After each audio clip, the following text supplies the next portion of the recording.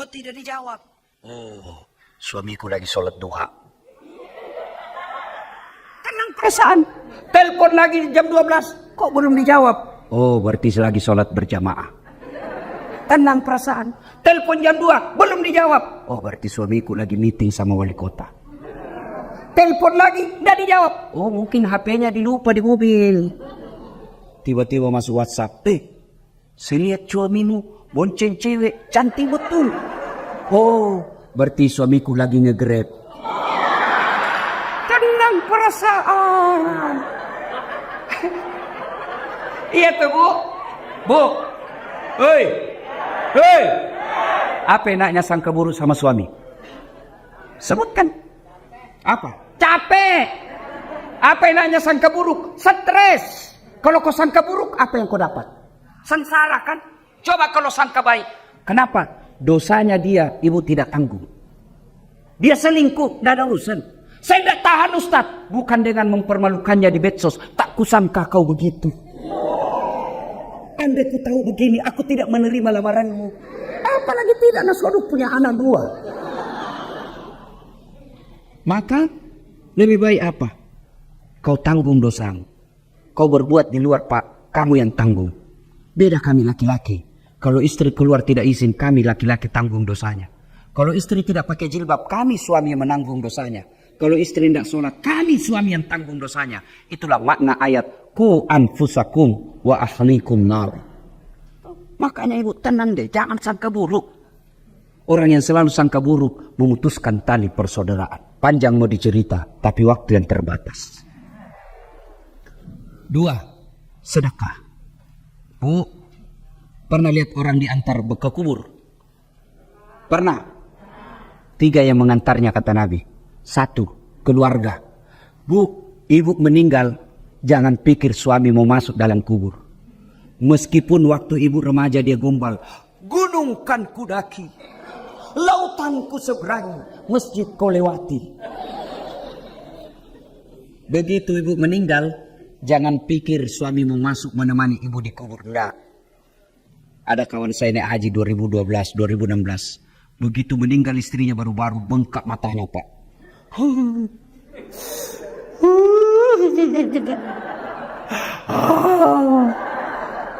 Sebenarnya hebat betul itu Bapak. Biasanya kalau laki-laki meninggal istrinya sih menangis, tapi tidak sampai ngau-ngau. Sabar Pak. Separuh jiwaku hilang Ustaz. Rasanya tidak bisa kulanjutkan hidupku. Sabar Pak, innalillahi. Belum setengah tahun Bu. Saya pergi jogging, tahu kan lapangan Karebosi di Makassar. Saya lagi jogging, ketemu saya sama itu teman saya. Di sampingnya ada perempuan, putih, muda, panjang rambutnya. Saya tanya, Haji, siapa?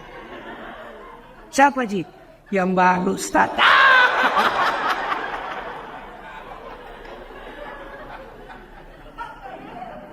Yang kedua, mengantar ibu ketika meninggal. Apa ibu? Harta. Harta pun kembali. Seluruh mobil keluar, motor keluar. Begitu masuk ibu, jangan pikir ada harta masuk dalam kecuali kain kafan. Parfum. Hilang Hugo Boss. Hilang semua kita punya BlackBerry apakah? Parfum-parfum yang mewah itu. Hah? BlackBerry Bu? Apa? Pokoknya itulah yang saya maksud. Saya bukan anak gaul ibu. Saya parfum saya Bu Rexona. Ibu-ibu sekarang ini dibodoh-bodohi sama mode. Sabunnya aja 3 macam. Lain labu wajunya, sabun wajah, lain labung ketek, lain labung ini. Kasih setengah mati suami cari uang. Saya sabun colek kan. Selesai. Ya.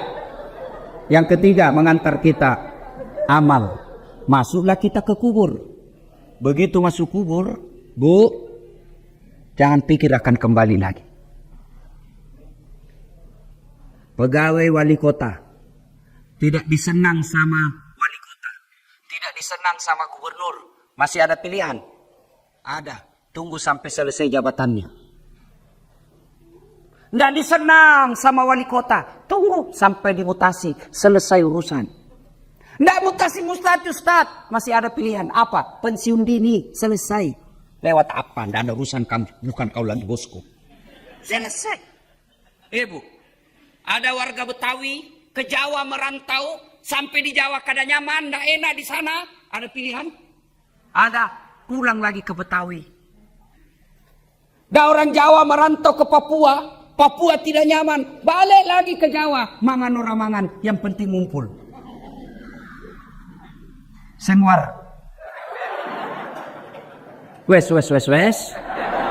Saiki monggo. Selesai. Tapi demi Allah, ibu masuk kubur, senang tidak senang, tinggal kau di situ. Tidak boleh kau keluar. Ternyata sudah masuk kubur. Nggak nyaman, keluar dulu deh.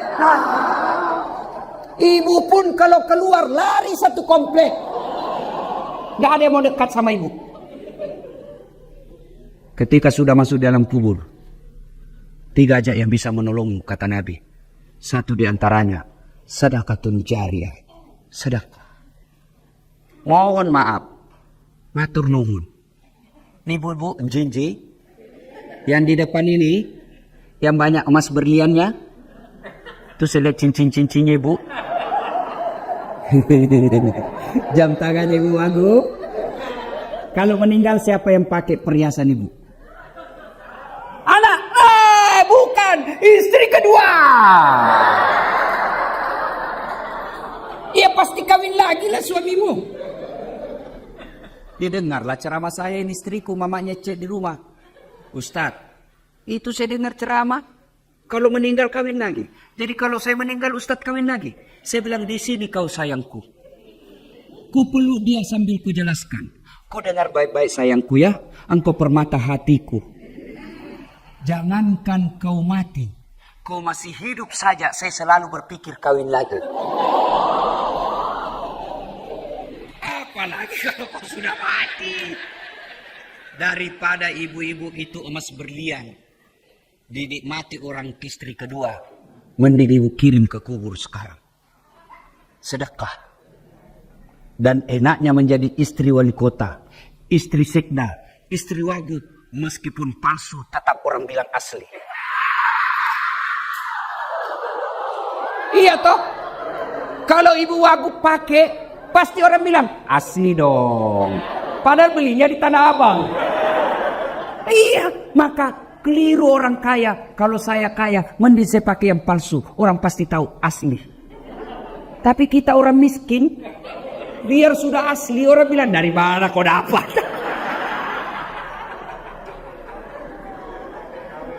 Ibu, ibu, suami mulai lain-lain. Mulai ibu curiga. Kenapa ya ini suami saya? Selama ini tidak pernah pakai parfum. Setiap mau keluar sekarang cari parfum. Kalau tidak ada parfum dia cari pengaruh ruangan. Itu 50% ibu wajib curigai. Kenapa ya? Setiap terima SMS selalu masuk toilet. 70% itu ada masalah. Daripada ibu curhat di medsos. Cerita ke tetangga. Cerita ke majelis taklim. Cerita ke ibu PKK. Mereka demi Allah tidak mampu menyelesaikan masalah. Lebih curhat kepada Allah. Doa namanya dalam salat hajat. Ibu menangis di hadapan Allah. Tapi saya tidak tahu baca doanya Ustaz. Doa bukan membaca. Doa bukan menghafal. Doa itu curhat. Bahasa Arab bukan. Bahasa Belanda boleh. Bahasa Betawi silakan. Bahasa Inggris kalau kau tahu. Bahkan boleh pakai bahasa isyarat.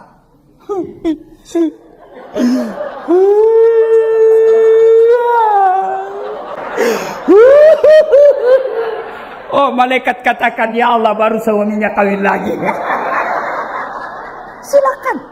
Sudah itu, ya Allah, Engkau Zat yang memelihara dan menjaga suamiku. Tidak mungkin saya bisa menjaganya 24 jam. Aku serahkan suamiku, Engkau menjaganya. Ya Allah, ini ada duitku 2 juta. 2 juta tolak bala. Mudah-mudahan 2 juta ini suamiku terhindar dari wanita jahat. Bismillah, bawa ke panti asuhan besok. As-sadaqah tuh, bersedekah. Supaya anak tidak kena narkoba. Supaya suami tidak kena mutasi. Nggak usah cari muka sama ibu aku. Ya bu. Ya terselip. Gimana caranya? Sholat hajat. Minta pertolongan kepada Allah. Ya Allah, lindungi suami saya. Ini 1 juta. Tolak bala. Supaya suamiku tidak terkena musibah mutasi. Ya Allah, ini 2 juta. Supaya istri suamiku terhindar dari wanita jahat. Coba ibu amalkan. Sholat hajat namanya. Saya tidak tahu niatnya Ustaz. Masa ibu tidak tahu niat? Niat itu begitu ibu wudhu. Saya mau sholat hajat. Itulah niat. Tidak harus diucapkan.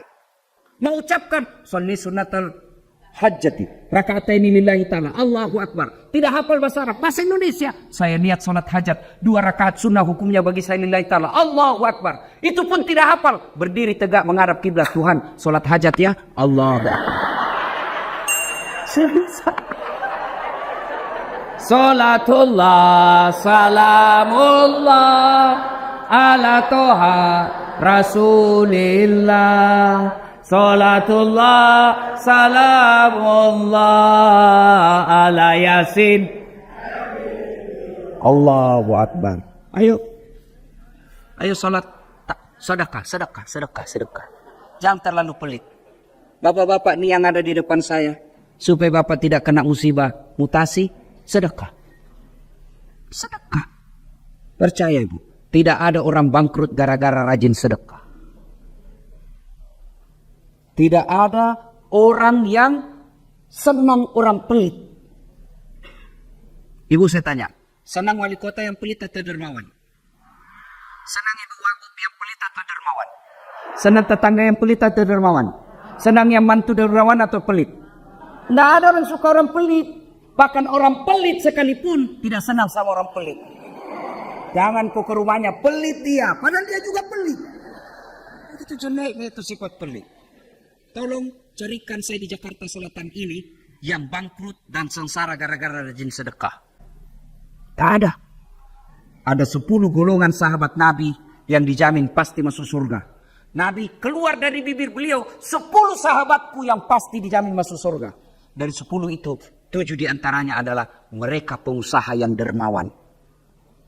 Sedekah. Ustadz, kita mau sedekah tapi kan kita miskin. Sedekah tidak harus banyak.